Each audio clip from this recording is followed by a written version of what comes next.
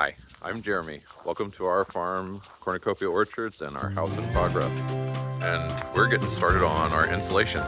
Last week, our insulation arrived a little before we needed it, but we wrapped on the last work to be done before our rough inspections, the supply pressure test and the waste and vent head test. And the inspection went well, with a few tasks that we needed to have completed so that the inspector could verify with the next inspection, which we have also now passed. One more major step to go before we can start to close up the walls, our insulation. We were lucky to have a window of nice weather for the delivery so that we were able to pack it all into the house. Now, we have to disperse this mountain of fiberglass and mineral wool to the walls and ceilings of our house here in the beautiful Pacific Northwest. Join us today as we get started on a new phase of this build. So I do have to share that as a non-carpenter, a non-framer, and as a non-tradesman, it was really gratifying to hear the inspector say that after he'd walked the whole house that we had done some fine craftsmanship here. So that's something that for me is very high praise. I am up here in the attic and we're starting our I guess insulation prep. This is the first thing that I don't think I could have done. They probably wouldn't have cared, but I wasn't technically supposed to cover up anything. You can see we've got some different color going on here. So these are Durovent, and they create these channels behind your insulation, basically to protect those channels and make sure your insulation doesn't block the flow of air. We have a ridge vent, and the air gets pulled up and out through the top. So the hot air leaves and that sucks up air from the bottom up into here from the soffits. And so these will just protect that all the way up until we get to where we hit the flat.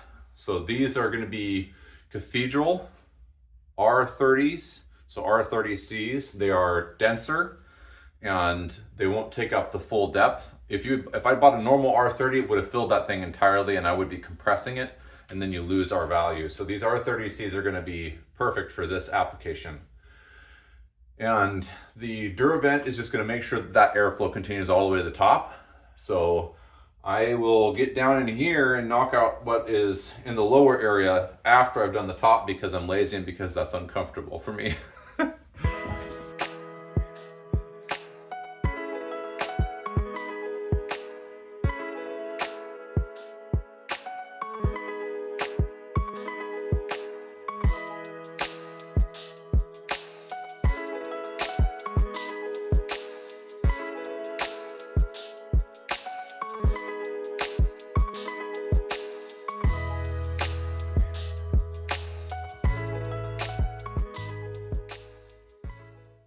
Here's that strap the inspector wanted installed. It just comes across. It's, I think, total of three. Yeah, three of these balloon wall studs, and nails all the way through the blocking all the way across. We have extra blocking in here.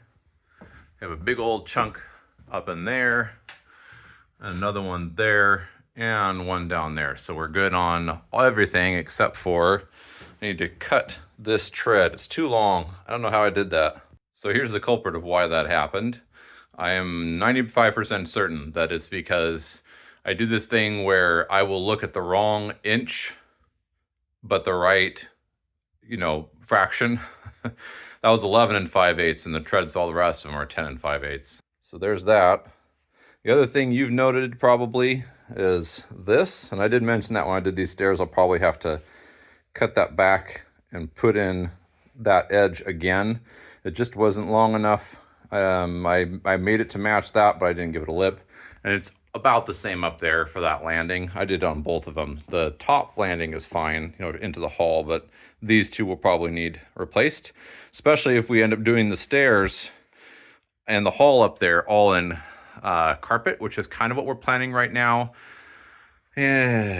Reason being for carpet is that we can get it possibly relatively cheaply installed compared to some of the other options, especially when you compare it to the hardwood that we're doing, all throughout the main floor. They do make treads for it, and I could assemble and make my own treads for it, but it's quite expensive. It's $100 per tread, And, you know, essentially what we could be doing is carpeting them now will also protect the kids when they inevitably do stupid stuff, in spite of our best direction as, you know, the parents, as kids will do, you know, falling on the stairs, running up and down the stairs. Beautiful sunny afternoon out there, and the little boy and I got all of the rafters finished out down to where I have to figure out how they're going to intersect down there with the vent. You'll notice the outside runs on all four corners do not have a protector in there, and that's just because I don't need it. That is where I chose not to put in vents. I actually have more than required by, I think, 2 per side, something like that.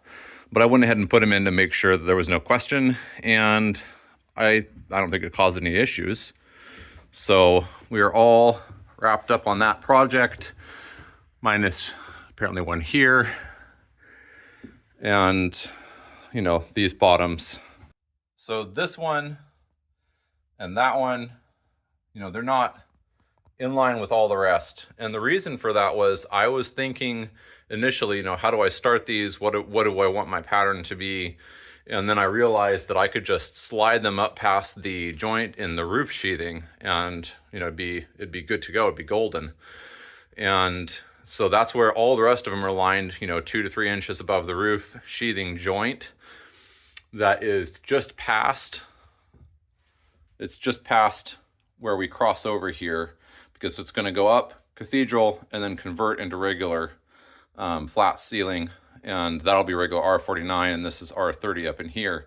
And so they just needed to go past, and then all that up there is void, so it can just vent straight up into there. And this is what that looks like. You can see it's going to come up there past where the R49 should be hitting consistently the full way across. And corners don't, as I said, the corners don't need it because I don't got vent.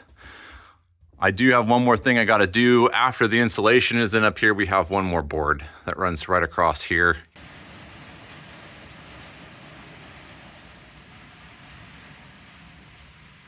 Such lovely weather we are having today.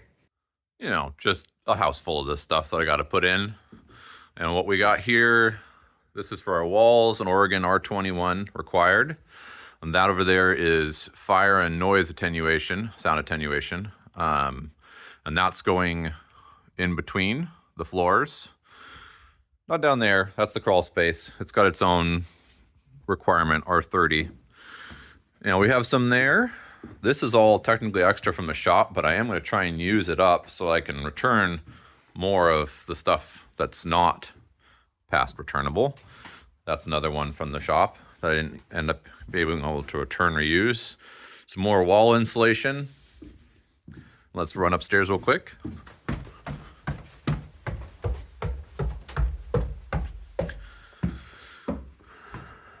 And up here, a little bit further along, I've actually already gotten started. So this was twice as tall. Wall insulation, you can see, kind of went after the easy pickings, I guess. But we got started. And this is more of the between floors, and these bigger bales here are for these wider spaces. But good progress for, you know, just one and a half days essentially. And I've also got most of this floor done of that pink board. Before I can fill in those voids, I've got to get a little expanding foam or caulk. I think I'll use expanding foam, and just run around the edges of the pink foam in those spaces. And that will basically just give it a good seal to the outside rim joist. And so in other municipalities, other states, not Oregon, as best I can tell, and best what the county told me, the requirement for that joist space includes a fire sealant of some kind, and typically that's drywall, and we don't have to do that, so I'm not going to. And I totally understand the reasons why you would do that, but let me show you something. This is the view out the window we were just looking at, and that's a forest. And the trees in this forest are no more than 30 feet away on the edge, and all of them are taller than the house. And for me, what that essentially means is that if there is a big fire where, we have a burn, it's not going to come up the side of the house because we're going to, have fire resistant material right next to the house. It's going to be these trees falling on my head. So I'm not, just not as concerned about that. I'm not going to take the extra step beyond what Oregon requires in this case and, put in drywall in all those spaces. We're just going to insulate it, seal it and insulate it. The other detail to note is that the reason I'm using this stuff, the reason it's required is because your standard insulation it doesn't give you the same value on some regular material and just loop it up to there. And then from wherever that dead ends, like a regular wall, like I've got, elsewhere in here, that stuff. And wherever that dead ends up in these cavities, these between floor voids, then we get this stuff, the big bales. So I don't think I shared, but I'll share it again and then delete it if I did already share this. But there were two things that were in the inspection that were of interest to me. And one of them was that the inspector was, I guess, disappointed in the shear wall inspector, who had not been the same guy. He basically said that inspector had missed something pretty important, but that it was too late now, and he wasn't going to try and figure out a way to make, us go back and do it again because that inspection's been passed. But these seams here between the sheathing, wherever there's a seam break like that between the sheathing elements, he said that we needed to have blocking. And my understanding, and I could be wrong on this, but the reason I hadn't done it is my understanding was with the zip system, if your on center is 16 inches or less, you weren't required to have blocking or H-clips. Could be wrong, but that was what my understanding had been and why I hadn't done it. And the previous inspector had not brought it up. I would have blocked it before we put the siding on if he'd told me to, but he didn't. So there was that. And then the other thing that I forgot to mention is the stairs. And so he brought out his measuring tape and he asked me, are you ready for the part that normally trips everybody up, the part that most people fail in the framing inspection? And I was like, sure. Okay, go ahead. And he takes his tape measure and he measures the height of every single step on this lower stairs. He didn't do the upper stairs, but the lower one. And the depth of the tread on every single one of these stair steps. And then he measured wall to wall to make sure we had the sufficient width. And it's the only thing that he went to that level of detail. Everything else he looked, he eyeballed, he went and checked the plans and was good with it. But we passed. There is one step that we were at like 7 3/4 on our calculations for these stairs. I had to fit them into such a space, and I was concerned that we might, if I made a mistake, we might end up over 8 inches because, you can't go over 8 inches. And these 3 steps here behind me, from the landing I'm standing on, were actually they weren't 7 3/4 average. They were 7 7/8. So I had no room to make a mistake. This one here is an 8-inch step. So I passed. But it's one of those things where he told me most people, homeowner wise, fail this, and a lot of contractors fail this and I have to make them redo the stairs or part of the stairs. So just something to be aware of. You really have to be, on it with the stairs, and the farther away you can get, more like 7.5 inches from 8, the better you are off, because you can vary a greater distance, in either directions. You have a broader range. If you're at 7 7/8 or 7 3/4, then you don't have a lot of variance between steps. I think you're only allowed a total of 1/2 inch anyway, which is a lot, by the way. But stairs, yeah, big deal. So down here in the crawl space, and we're going to be getting some spray foam put in this morning up around the rim joist. I decided that because essentially we're choosing to use that 2-inch foam board insulation as a vapor retarder, similar to the craft face paper on those rim joists upstairs. And because the entire cavity will be filled around the rim joist in this crawl space all the way down, so R30 value, that I wasn't going to bother putting in a foam board down here. I don't know if technically that's correct or not, but we're going to do it that way. When I talked to the county, it didn't sound like that was something that they greatly cared about. I think it would still work for them. I don't know, but so far they haven't bothered to come down into the crawl space, even when invited. It's not that scary, but I get it. So each of those rim joists back there, the only reason I'm using the spray foam around them is because I want to make sure that we have an air seal in case there's any air coming up from down here in the crawl space up to the first floor. And realistically, that probably means that each of those at least needs the top, and then probably also needs below in order to get that truly sealed. So an argument could be made it's around all 4 sides of each of the boards coming in and intersecting to the rim joist as well. So the bottom to the top plate of the crawl space walls, and the subfloor to the crawl space or to the rim joist, and then each joist coming into the rim joist.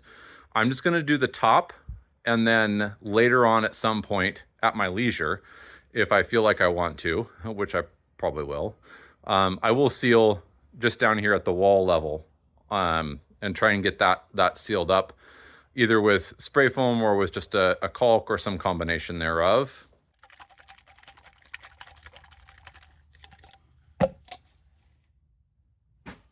On the other hand, anywhere like right here where there's a standoff, and I can see the gap right up in here, you can see that gap.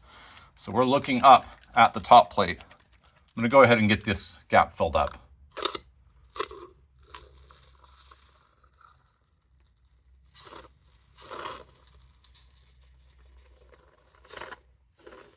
Come on. Oh my goodness. I feel like you lose all your, no matter how well I shake it, I feel like I lose all of my goop. There we go.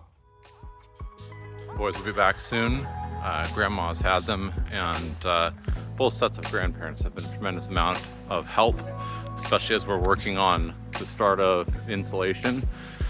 Casey's pulling overtime, so otherwise wouldn't be going so quickly. Anyway, it's going quickly. I hope you all have a great rest of your day. Hope you enjoyed this video, and we'll see you next time.